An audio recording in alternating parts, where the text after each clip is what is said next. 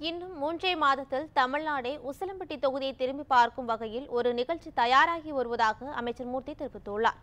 மதுரை மாவட்டம் உசிலம்பட்டி அருகே தீவிளக்கு பகுதியில் துணை முதலமைச்சர் பிறந்தநாளை முன்னிட்டு திமுக சார்பில் நலத்திட்ட உதவிகள் வழங்கும் விழா நடைபெற்றது.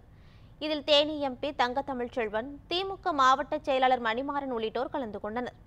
விழாவில் விவசாயிகளுக்கு ஆடு மாடுகள், மாற்றுத்திறனாளிகளுக்கு 3 சக்கர வாகனங்கள், பொங்கல் பரிசு பொருட்கள் என நூற்றுக்கணக்கான பொதுமக்களுக்கு பல்வேறு நலத்திட்ட உதவிகள் வழங்கப்பட்டன.